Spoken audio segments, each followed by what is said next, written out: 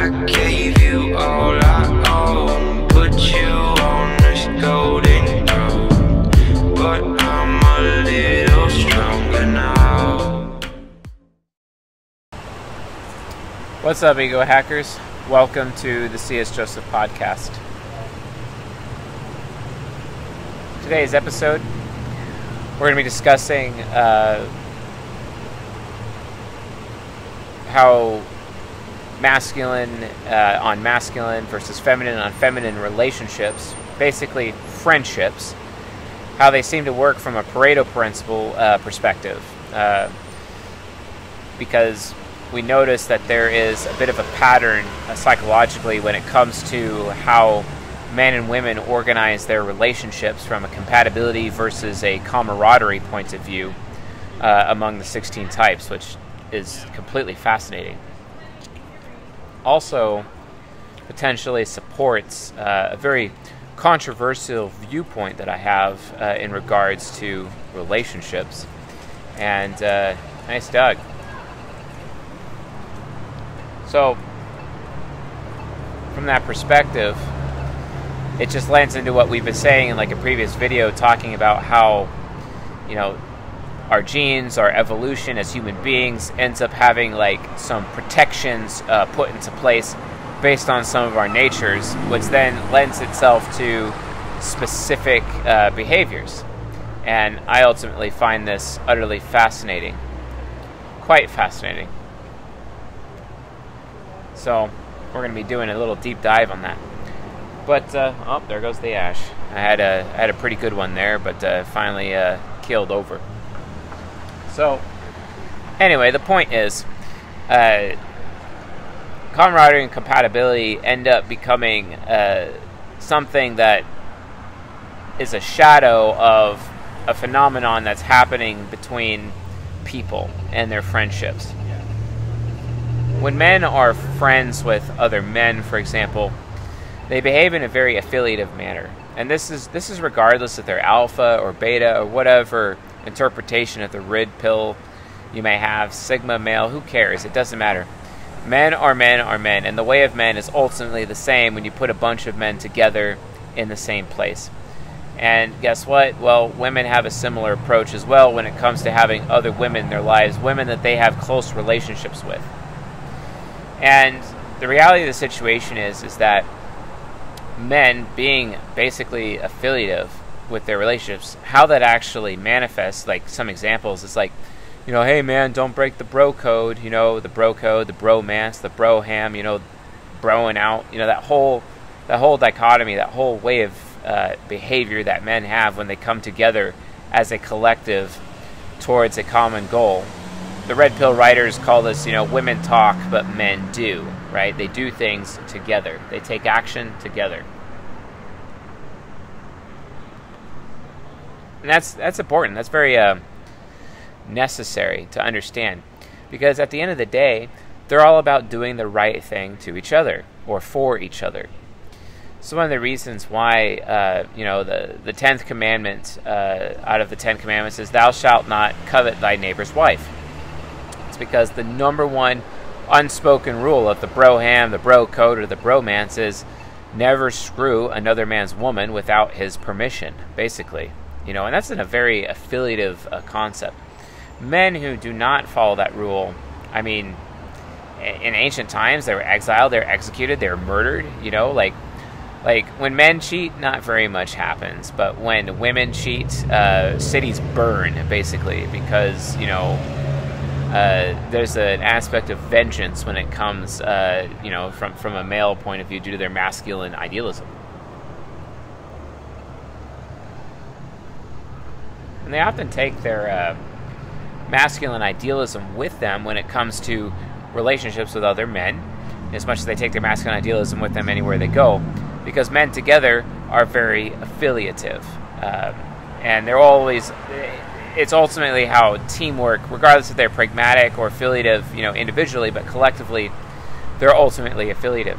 This is why you can have a group of 300 dudes stand against a 20,000 man army and basically win, or hold them back for long enough for all of the other allied city-states of Greece to come together and fight at the fight the enemy and unite and push back the Persians and repel the invaders from the lands. All because 300 Spartans were affiliative one day, willing to sacrifice their lives and, quote, do the right thing for not only their own nation but the other nation-states within Greece, essentially. And they were ultimately successful, which is a really big deal. But it was made possible because of how affiliative men are. Women are a lot different. Women, however, come from the perspective that they're very pragmatic. This is one of the reasons why, when men look at life, they see life as this big pie, and they're just trying to get their own slice. They'll even help their brothers get their slice out of life. That's a very affiliative point of view. But when women look at life and they see it as this big pie, and they each get their slice, they look at each other and it's like, well, why do you get that slice? Why is your slice better than me? Your slice has more fruit in it, or it has a frosted flower on it. Why didn't I get a frosted flower? That kind of. What makes you so special? Women are inherently pragmatic. They're very pragmatic towards one another, and their relationships with each other are based ultimately on pragmatism. They have this unique independence about them. That's why women suffer from things like competition anxiety.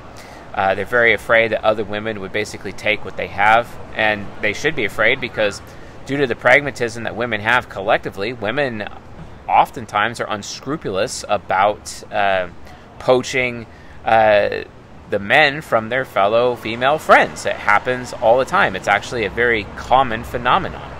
And that's an example of how pragmatism ends up working for women when they come together collectively. This is one of the reasons why women choose or elect to talk instead of do, because when women are doing things together, they can't really decide on who should be the leader. Because in the affiliative area of male space can easily understand what the hierarchy is, who is the alpha, who's not, who's the strongest, who should be in charge. And it's just very instantly known who's running the show as a result. But from a female perspective, in female space, they don't know. This is why when women come together, they often elect to talk. That's why they have something called stitch and bitch, basically, instead of doing, because in order to do something, there would have to be some kind of hierarchy. They would have to decide, who's going to have the torch. And women have a hard time when they're together, deciding who the leader is. And oftentimes they pass the torch of leadership amongst one another. Whereas men, the established leader is established, and that's it. That's it.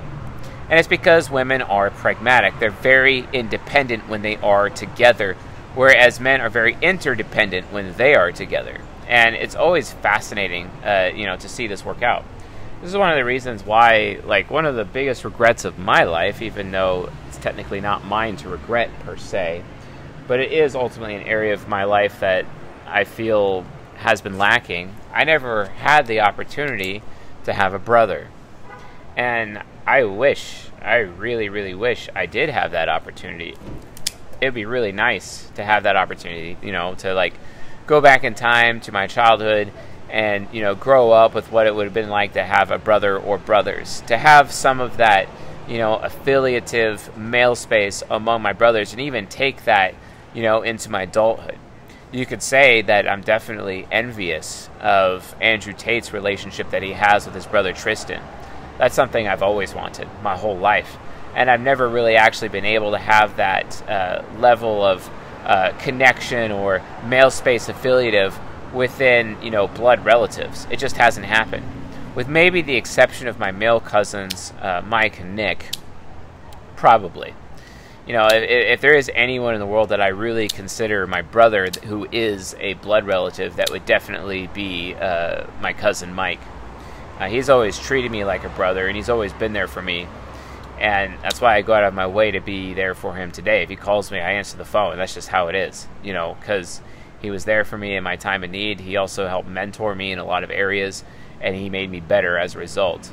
A lot of the reasons why I'm even able to actually be here today talking to you folks and doing this channel and whatnot is literally because of my cousin Mike, for example.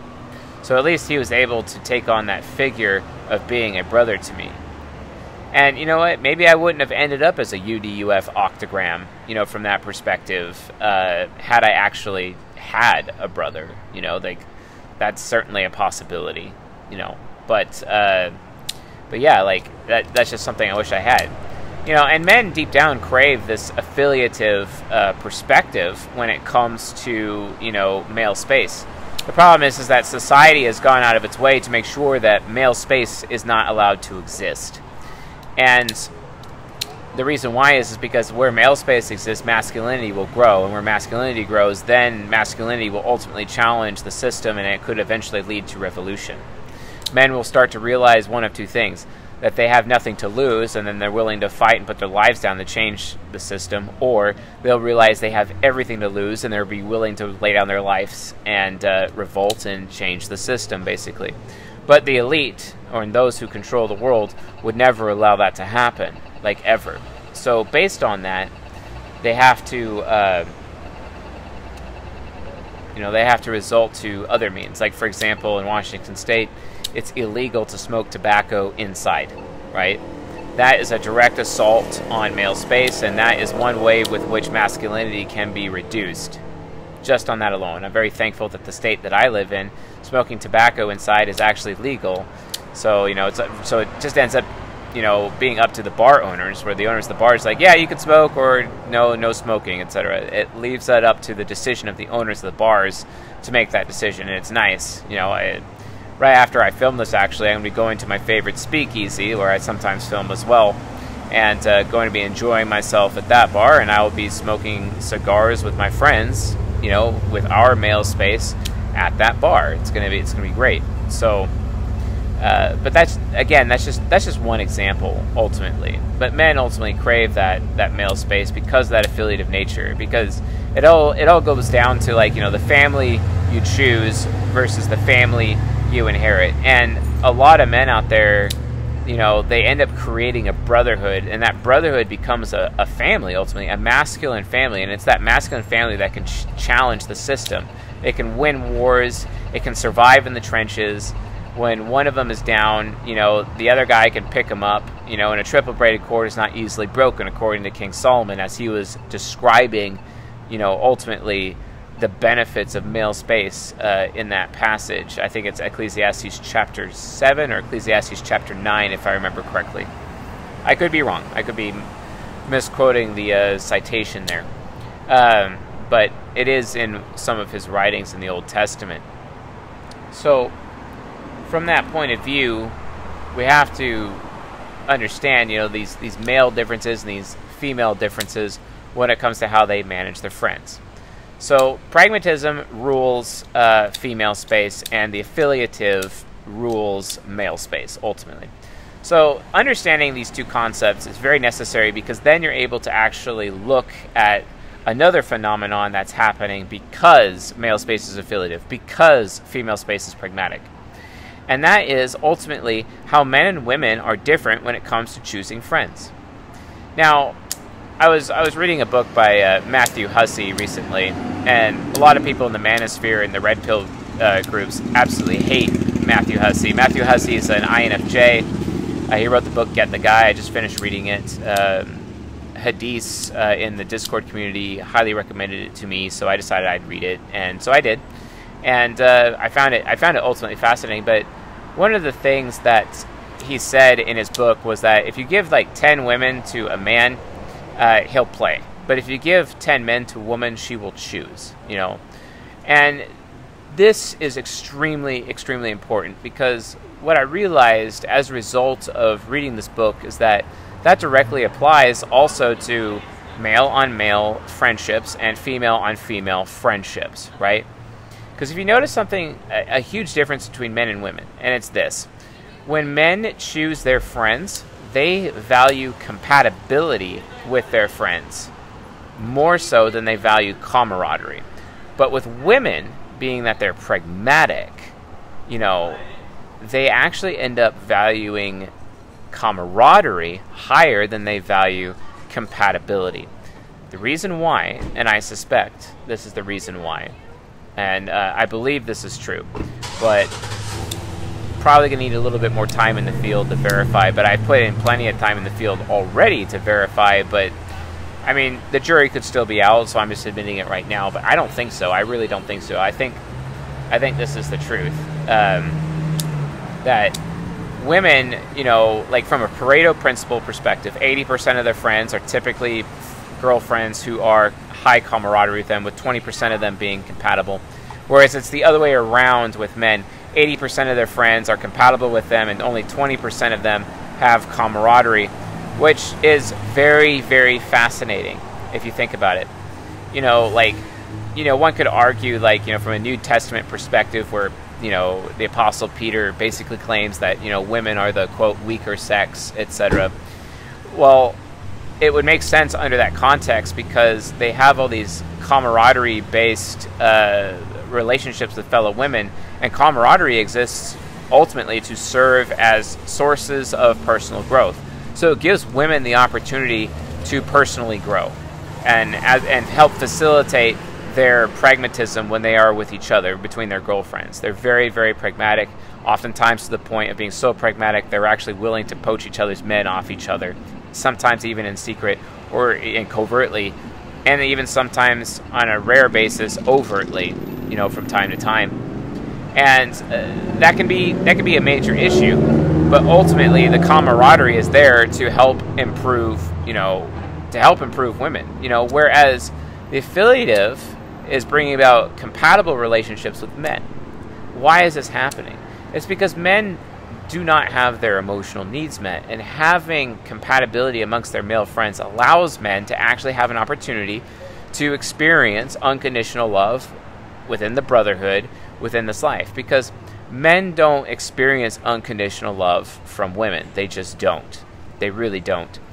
It's not about unconditional love with women. They don't experience it. The one woman in their whole life that they could, and they have the highest opportunity of experiencing unconditional love, is between their mother and themselves. But the thing is that that's not entirely true either, because even to this day, you know, most women out there have abortions, so that's not exactly an example of unconditional love towards their children, basically. So, you know, and also, you know, collectively as women enable each other, they enable each other to be more pragmatic and enable them to be empowered women, and, you know, fempowerment and the women's movement and those types of things, right? Feminism, ultimately, also known, you know, from a biblical perspective as the spirit of Jezebel that the prophet Elijah basically annihilated. So it's kind of interesting because Elijah's ultimate purpose, according to the prophet Malachi, is to turn the hearts of sons to their fathers and the hearts of fathers to their sons. So the prophet Elijah is the most anti-feminist prophet of the Old Testament, basically, you know, from that perspective. And you can actually even see an example of that playing out within the first and second chapter of the book of Esther, where the advisors to King Xerxes, who actually lost to King Leonidas, and well, he killed Leonidas technically, but lost to the Greeks, and then ended up, you know, running away like a little bitch back to his citadel in Susa in Persia, basically, when he failed his invasion, and then just basically was with his harem for the rest of his life, feeling empty and whatnot. But from that perspective, you know, you can see how these men are, you know, complaining about feminism and complaining about the dangers of the spirit of Jezebel ultimately, which is what Elijah was sent to ultimately destroy, which is fascinating. And also, Elijah is only one of two people in the Bible that was actually spared from death, which is also fascinating if you think about it. Completely preserved, right? You know, I mean, even Jesus died, but Elijah didn't. You know, Enoch didn't. You know, so like from that perspective, like a lot of people just don't even understand, you know, what ultimately that purpose was. And Elijah's purpose was to destroy feminism.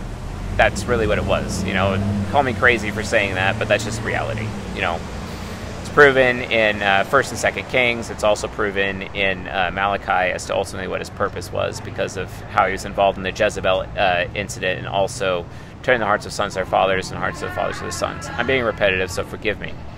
So from that perspective, we can move on and move forward from that. the affiliative nature of men basically causes them to desire compatible men in their life, because through the brotherhood of the affiliative nature of the mature masculine and ultimately male space gives men the opportunity to experience unconditional love through their relationships with each other. Unconditional love is not really available to them with women, and at most it could be there between their mothers, but even then that's a crapshoot, technically speaking. It's not a guaranteed outcome, but it can be a guaranteed outcome, or a more than likely outcome when it comes to participating in the brotherhood. Women have a different perspective. Women, it's just not that way. They're not really exactly loyal to each other. They're all very pragmatic to each other. They're all very independent, and this is all. And if you notice, they don't really allow very many pragmatic relationships, or very many compatible relationships with people in their lives. And what ends up happening is that you notice that women end up saving their most compatible relationship ultimately as between them and their man, them and their lover, them and their husband, them and the father of their children, basically. Because just as Matthew Hussey said in his book Get the Guy, he said, quote, give 10 women to a man and he'll play, but give 10 men to a woman and she will choose, right? Because women ultimately, due to the fact that their beauty and their fertility ends up expiring over time and decaying over time, and they have to work really hard to preserve their beauty as long as they can throughout their life, they really only have time to really invest into really just one man at a time. Because if they try to have multiple men, then technically their value goes down, and that can be a problem, ultimately. Because high-value men are not going to commit to a woman with such a high body count, as we've discussed before on this channel.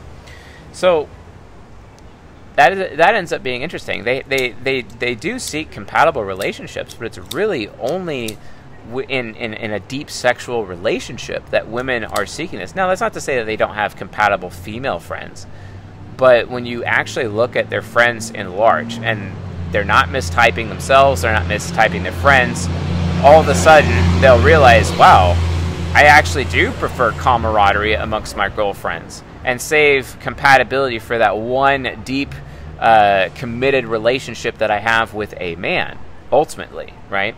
Whereas it's kind of interesting when it comes to men. Men seek out camaraderie or compatibility from each other with not as much camaraderie, and then also seek out. They end up seeking out also compatibility with a woman. Men can't get enough compatibility, basically. Now I've heard some women within the community talk about how, well, that's just men enabling men, etc. And while that can necessarily be the case, you have to understand is that without men enabling men, without the mature masculine, without male space, society would have never have even existed without male space. Male space is everything. Male space is entirely important. And the society is against male space because everyone just assumes male space exists to destroy female space. But if you actually end up watching or participating in female space, you'll see that it's pure chaos, because every one of these women are trying to be the queen of her own little hill. And it's like having too many chefs in a kitchen, basically. Whereas with men, that's not necessarily the case. There's eventually always going to be an established hierarchy, an established pecking order when it comes to things, because even women understand that just because you're the queen bee today doesn't mean you're going to be the queen bee tomorrow, right? But with men, it's different. It's that established pecking order can last a very long time, and they're completely okay with it, because at least they're getting their potential unconditional love needs or emotional needs being met by their fellow men, because those emotional needs are not necessarily being met by the women in their life, no matter how compatible they are, right? With those women. It's just a fascinating phenomenon if you think about it. It's a really, really fascinating phenomenon. Women prefer to have more camaraderie amongst fellow female friends, and men prefer to have more compatible relationships and friendships with men. And it's unbelievable if you just see how life is structured this way. Now, here's the kicker. Here's where it gets super controversial. Why does this happen? What is happening from an evolutionary point of view? What is happening, to help facilitate the progeneration as well as the procreation of humanity as a species? Why is this phenomenon happening? And I would state that the actual reason is ultimately for reproduction and for protecting the future and the longevity of the race itself. Because if you think about it, with men preferring compatible relationships, they enable each other, which means because of that enablement that they put among each other as they're seeking that higher level of potentially unconditional love and deep-rooted brotherhood relationships, the family you choose, not the family you inherit when it comes to fellow men, the risk is that because they're enabling each other, those men may not actually challenge each other to grow, which means high-value men are an even more scarce resource by default because of the enabling nature of male space. Male space does not produce as many high-value men as potentially female space could potentially create high-value women. That's what the mature feminine was for, even though the mature feminine doesn't exist anymore because the mature masculine barely exists nowadays. And that's a fact. That's a fact.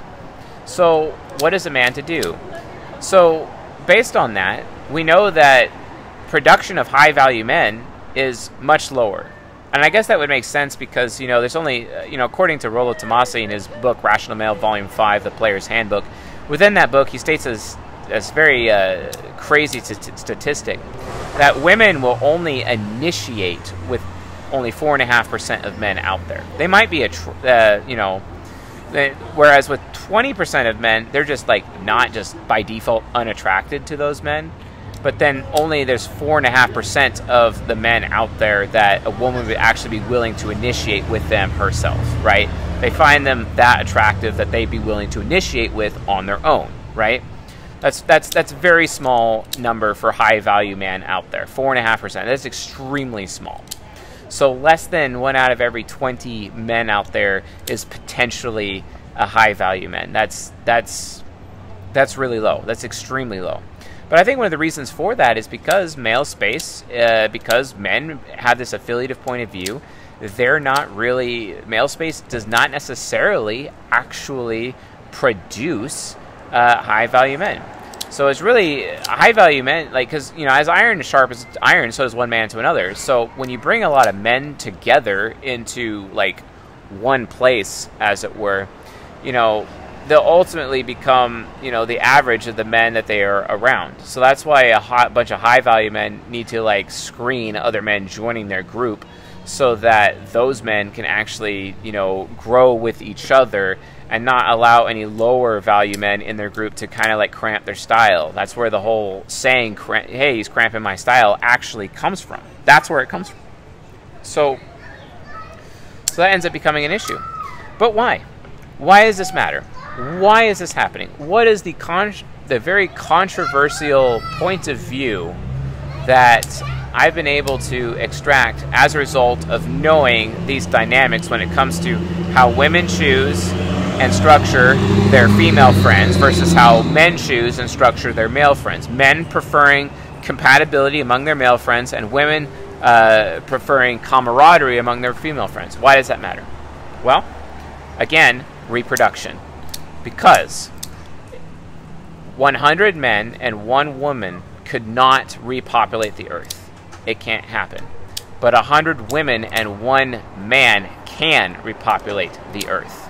Okay? This is why. So the concept of sister wives in a polygynous situation, in polygynous relationships, where there's one man with who has multiple sexual relationships with multiple women, and those women only have sexual relationships with just that one man. The fact that that man is able to have sexual compatibility with a bunch of women at the same time, and even if those women are aware of each other or know each other, those women who are potentially sister wives would necessarily be evolutionarily okay with it, because they already organize their female friends from a camaraderie point of view. Because if you think about it, if a man is sexually compatible with, for example, 8 women, an affection woman, a companion woman, a natural woman, an intrigue woman, a respect woman, a trust woman, a refinement woman, a kindred woman. If he has relationships with all 8 sexual compatibilities with 8 different women, for example, they're going to have high camaraderie with those functions. But women already organize their life when it comes to having girlfriends in general with having camaraderie, which means women are already pre-programmed to facilitate polygynous relationships based on how our evolutionary psychology actually works from a collective point of view. They're already pre-programmed psychologically to allow for this with a high-value man, basically. And as that high-value man increases his affiliatives with other high-value men, and he ends up growing and growing them, and they grow with each other within their bromance, their broham, their brotherhood, he gets to enjoy a bunch of women who are potentially sister wives, but they don't mind so much, and there's not very much conflict because women already are used to choosing their girlfriends and potentially their sister wives based on camaraderie to begin with. And it's already there. It's already there. It's already built in. Fascinating perspective if you think about it. It just goes to show that evolution backs up my point of view when it comes to polygynous relationships. You know, it doesn't serve the feminist perspective of monogamy. And don't get me wrong, folks. Monogamy is feminist. It is. Monogamy is feminist. And the reason why that is the case is because ultimately the elite does not want us making babies, because the elite is, oh crap, if men all of a sudden realize that they could be having polygynous relationships, then the population would be get out of control, and then that would be really bad. Because if there's one thing the elite does not want, they do not want people creating bloodlines and having bloodlines that they're willing to fight and die for in wars that could potentially take power away from the elite themselves. That's literally why everything in our society, in Western society, is as toxic as it is. It's why we have fluoride in our water. It's why pharmaceutical companies are not here to cure you. They're here to give you a Band-Aid and send you on your way. They're here to ease your pain. Hence why they push painkillers so much instead of actual cures. That's literally how it works. That's why you can't trust the white coats. You really can't. You have to do your own research. You're better off looking at PubMed and trying to come up with your own conclusion, or hiring people like John Brisson, for example, or Dr. Barbara Mack out of Seattle, or maybe Dr. Tammy Moralia, instead of you just really can't trust the general white coats out there.